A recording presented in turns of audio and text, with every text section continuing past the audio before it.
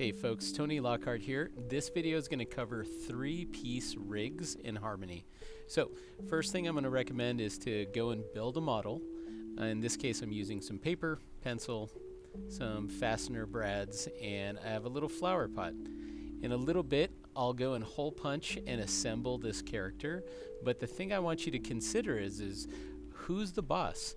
Which pieces are impacted by the others? If you move one piece, who follows along? Alright, let's go jump into Harmony and build this. Alright, so here we are in Harmony. Note that I've got the node view set up. I've got my artwork over here on the left. I've got a stem, I've got a face, I've got a pot. I'm not going to touch the background, but it's all there. Don't forget, left side of the composite means it's in the front, right side means back.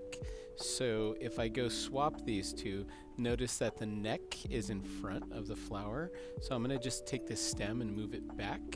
And then also, if we zoom in, notice that the flower pot is behind. So that's this guy right here. I'm going to scoot that forward in front. So what that does is it's going to separate all these.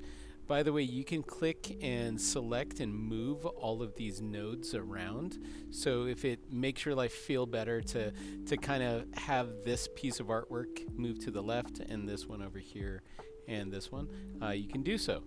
I'm just going to leave the background off to the side because I don't need to worry about it. So in this segment, it's going to be time to set up our character for animation. So I want to go to the end in my timeline. I want to right click and do an F5 on the keyboard, and now I've got tons of frames to scrub through. I'm also going to go into the node view, position this so it's a little bit more convenient, and I want to shift click drag and select all of these layers. I'm going to do a Control Shift P because that will give me one node for all of them. Note that if you do a Control P, you get one master peg that will control all of them. Don't need to worry about that now. Alright, so let's go to each piece of artwork, and we need to think about those pivot points. So here's the face. I want to go and I want to use the Translate tool that's right here at the top. And I want to position that location or that rotation point right there at the base of the neck. I'm going to go to the Transform tool to go and rotate it around and see if it works. Do a little squash and stretch and a little bit of, again, movement and rotation. If it looks good, I'm going to press R for reset, and now I'm going to go back to the pot. So this guy right here, I'm just going to roll the mouse wheel up and down to reposition, go back to the pot, and again I want to go to my Translate tool, go and drag this over here, and then go back to the Transformation tool, again just to get it to work and see if it's going to do what I want it to do. Pivot this left and right, give it a little bit of squash and stretch. That looks good, press R. Same goes with the stem. With the stem, what I want to do is go back, translate it, get this portion right down here.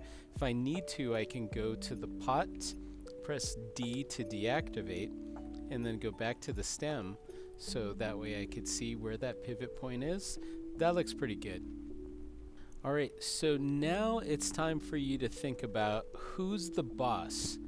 If I go to the pot, and if I transform this, and if I move this thing around, shouldn't this stem follow along with it? So for sure the pot is going to be the boss, and the stem is going to follow.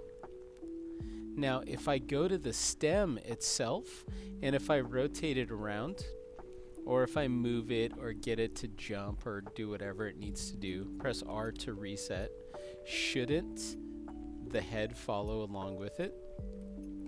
So now that I'm all set up, I could do whatever I want to this pot and rotate it and squash it and stretch it, and it's gonna work.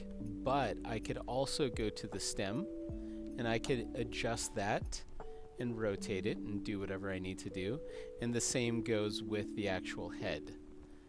What's critical about all this node view stuff is that you understand what is the relationship for all of these different pieces. I'm going to go back to my timeline. Let me shift click and drag all those and press F7. And then now it's gone back to the beginning. In this last segment, I'm just going to voice over a couple of tips in regards to animating. And what's nice about doing this form of transformational animation is that it's so easy to move the timeline around, and you either rotate or you change the location or you drag or you squash and stretch something. It's a really handy way to get movement without having to do thousands and thousands of drawings, and it's so easy to go back and adjust the timing and to watch to see if it makes sense.